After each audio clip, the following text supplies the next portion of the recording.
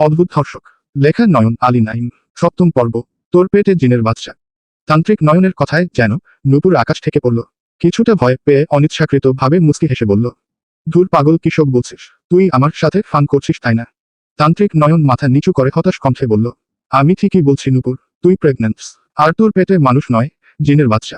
ভালো করে ভেবে বলতো, তোর সাথে গত 3 মাস ধরে রাতে কি হয়েছে? কোনো কিছুই লুকাবি না, যা সত্য এবং তোর সাথে ঘটেছে সবগুলোই খুলে বল। ডোক গিলল নূপুর। তার সাথে যে গত কয়েক মাস ধরে অদ্ভুত ঘটনাগুলো ঘটতেছে, তার সাথে যে অদৃশ্য সুদর্শন পুরুষকে নিয়মিত সহবাস করছে, তাকে প্রতি রাতে সঙ্গ দিচ্ছে, সেগুলো তান্ত্রিক নয়নকে খুলে বলল। কথাগুলো শুনে তান্ত্রিক নয়ন বলল, খুবই ভয়ঙ্কর আর জঘন্যতম ঘটনা। আমি তোর বন্ধু, তুই যদি এসব ঘটনা আগেই আমায় খুলে বলতি তাহলে তোকে আজ এই পর্যায়ে দাঁড়িয়ে থাকতে হতো না। নূপুর কান্না করছে। তখনই তান্ত্রিক নয়নের একজন সঙ্গী মামুন বলে উঠল, হুজুর, মানুষের পেটে জিনের বাচ্চা, এটা আদৌ কি বিশ্বাসযোগ্য? মুস্কি হাসল তান্ত্রিক নয়ন, বলে উঠল, মনে করো তোমার শরীরটাকে ব্যবহার করে জিনটা সহবাস করেছে।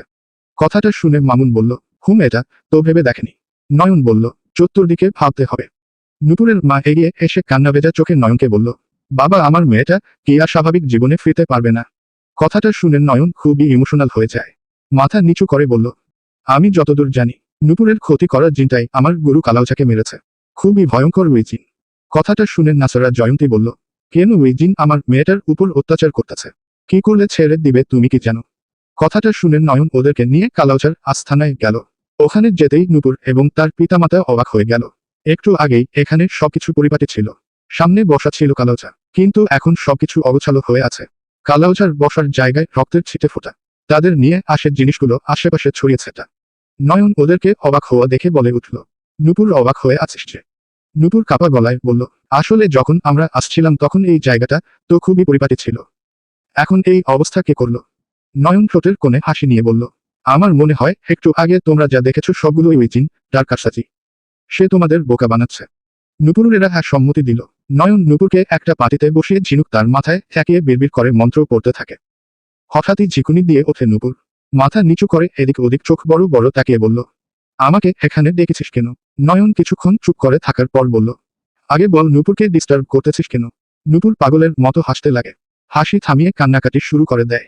কান্না থামিয়ে বলে, ওকে আমার ভালো লাগে। নয়ন তীক্ষ্ণ দৃষ্টিতে তাকিয়ে বলে, ভালো লাগে ভালো কথা। মেয়েটার যে অবস্থা করেছিস, তার জন্য এই জীবন নিয়ে বাঁচাই মুশকিল। হেসে উঠে নূপুর রাগী লুক নিয়ে বলে, তাকে মারতেই তো এসেছি। নিদেই শিখিজি চাইনাম লায়ুলিন। নিদেই শিখিজি চাইনাম লায়ুলিন নূপুর। হা হা হা।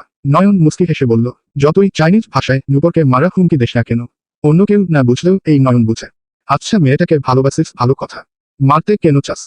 কান্না শুরু করে দিল নূপুর। মুখে শয়তানের হাসি নিয়ে বলল, আমার স্ত্রী সন্তানকে মেরে ফেলেছে ওরা সবাই। সন্তানকে নিয়ে সাপ হয়ে আহারের খোঁজে জঙ্গলের ধারে গিয়েছিল আমার স্ত্রী। আর এরা লাঠি দিয়ে রক্তাক্ত করেছিল ওদের। আমি এর প্রতিশোধ নিব। প্রতিনিয়ত আমার স্ত্রী সন্তানের রূপে আমি তিলে তিলে কষ্ট দিয়ে মারব সবাইকে। যে বাধা দিতে আসবে তাকেও কালাউচার মতো ভেনিস করে দিব। নয়ন কিছুটা রাগান্বিত হয়ে বলল, প্রতিশোধ নিতে মেরে ফেলতি নূপুরকে। ওর বান্ধবীদের মতো ওকেও শেষ করে দিতি। তা না করে দিনের পর দিন শারীরিক যন্ত্রণায় মেয়েটাকে কষ্ট কেন দিচ্ছিস? নয়নের কথায় চুপ করে আছে নূপুর। নয়ন প্রশ্নটা আবার করল। নয়নের কথায় নূপুর রাগান্বিত হয়ে বসা থেকে উঠে নয়নকে জোর হাতে ঠাস করে একটা থাপ্পড় দিয়ে বলল, ওর পেটের বাচ্চাটাকে আমি নিয়ে যাব। লাল টকটকে মগজ তার স্ত্রী সন্তানের নামে উৎসর্গ করে ওদের আত্মাটাকে সান্ত্বনা দিব। যদি কেউ বাধা দিতে আসে তাকে শেষ করে দিব। নয়ন থাপ্পড় খেয়ে অবাক না হয়ে মুচকি হাসল। এরকম থাপ্পড় তান্ত্রিক, ওঝা, কবিরাজদের কাছে কিছুই নয়। একটু ভুল হলেই জিনের এই রকম পানিশমেন্ট খেতে হয়। তখনই নূপুর ধপ করে জ্ঞান হারিয়ে নিচে লুটিয়ে পড়ল। নয়ন পানি ছিটিয়ে নূপুরের জ্ঞান ফেরালো। ধীরে ধীরে চোখ খুলে উঠে বসল নূপুর। নয়ন পানির গ্লাস এগিয়ে দিল তার কাছে। নূপুর পানির গ্লাস হাতে নিয়ে ঠকঠক করে খেয়ে বলল, কি হয়েছিল আমার? নয়ন ছোট স্বরে পাঞ্জাবির পকেট হাত দিয়ে একটা তাবিজ বের করে ফু দিল এবং নূপুরের দিকে এগিয়ে দিয়ে জবাব দিল, না, কিছুই হয়নি। শুনো, যতই ঝড় তুফান আসুক না কেন, এই তাবিজটি সবসময় নিজের সঙ্গে রাখবে। মনে করো তোমাদের বিল্ডিং ভেঙে চুরমার হচ্ছে, অথচ ভাঙছে না। জানালার ধার থেকে কেউ তোমাকে ডেকে ডেকে বলছে, আমি তান্ত্রিক নয়ন বলছি, তাবিজটি খুলে ফেলো। তবুও তাবিজটি কখনোই খুলবে না। নূপুর হ্যাঁ জবাব দিল। নয়ন চুপি চুপি নূপুরের থেকে তার বেঁচে থাকা শ্রাবণীর বাসার ঠিকানা নিল। নূপুর চলে যাওয়ার আগে নয়নকে বলল, আচ্ছা, কালকে আখির মৃত দেহটা আমার পা কিভাবে ধরলো? বুঝতেছি না, সে তো মারা গেছে। সে মারা গেছে তাতে কি তোমাদের উপর বদনজর দেওয়া জিনটা তো বেঁচে আছে। সবগুলোই তার কুকর্ম। খাওপোষা জিন বলে এসব জিনদের। বউ মারা যেতেই তোকে পছন্দ করে বসেছে। নূপুর কিছু না বলে মাথা নিচু করে বসা থেকে উঠে নয়নকে টাকা এগিয়ে দিল।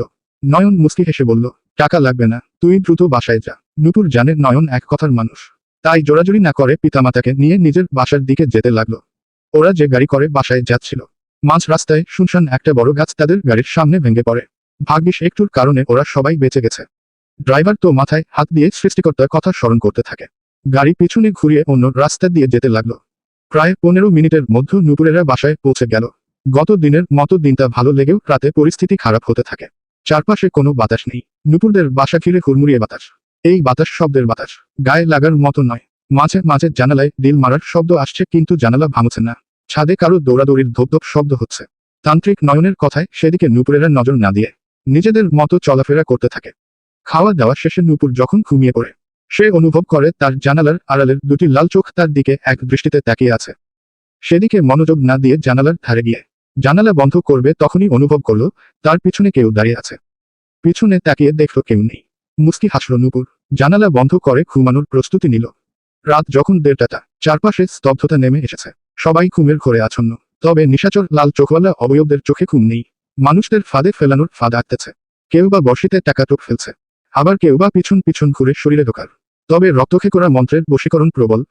দুষ্টু শয়তান জিনরা স্বপ্নের ঘোরে স্বপ্নদোষ কিংবা মানুষের শরীর নিয়ে ফাঁদে ফেলে শারীরিক খিদে মেটাচ্ছে। নূপুরের প্রচুর বাথরুমের প্রয়োজনে ঘুম ভাঙল। ঘুম থেকে উঠে বাল্ব জ্বালিয়ে বাথরুমে গেল। তখনই মাথায় আজগুজবি চিন্তাধারা নাড়া দেয়। কমোডের উপর বসতেই লক্ষ্য করল একটা লোমে ভরা হাত কমোডের ভিতর থেকে ধীরে ধীরে বেরিয়ে আসতেছে। তা দেখে রীতিমতো ভয়ে চিৎকার করে দাঁড়াতেই দেখল হাতটা আর নেই, তবে তার খুব যেন ভয় করছে। এদিকে খুব জোরে বাথরুম ও পেয়েছে। এমতাবস্থায় কি করবে কিছুই বুঝতেছে না। মা কে ডাকবে, ঘুমটা না হলে সব শেষ হয়ে যাবে। এই ভেবে তার মায়ের রুমে গিয়ে ডাকতে লাগলো তার মা কে। মেয়ের ডাক শুনে তার মা নাসারা জয়ন্তী বের আসলো। নূপুর তাকে সবকিছু খুললে বলল। এমতাবস্থায় নাসারা বেগম দাঁড়িয়ে রইল বাথরুমে।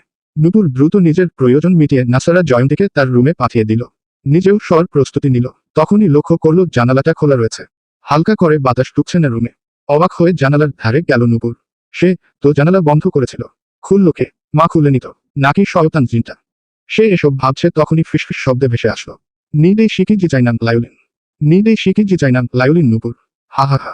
নূপুর বাইরের আশেপাশটা কৌতূহলবশত দেখতে লাগলো। নিচের দিকে চোখ যেতেই চোখ দুটো ছানাবড়া হয়ে গেল। তান্ত্রিক নয়ন অর্ধ শরীরে বিকৃত মুখ নিয়ে তাকিয়ে আছে নূপুরের দিকে। চোখ দুটো নীল বর্ণে ধারণ করা। পায়ের তালু আছে, পা নেই। হাঁটু আছে, কোমর নেই। পেট আছে, বডি নেই। মাথায় আগে গলা নেই। এমন বিকৃত চেহারা দেখে জ্ঞান হারিয়ে থপ করে ফ্লোরে পড়ে গেল নূপুর। অন্যদিক শ্রাবণীর চুলের মুঠি ধরে নিজের জিহ্বা দিয়ে পেঁচিয়ে ধরে ভয়ঙ্কর দেখতে ছোট একটা বাচ্চা। Waiting for next part.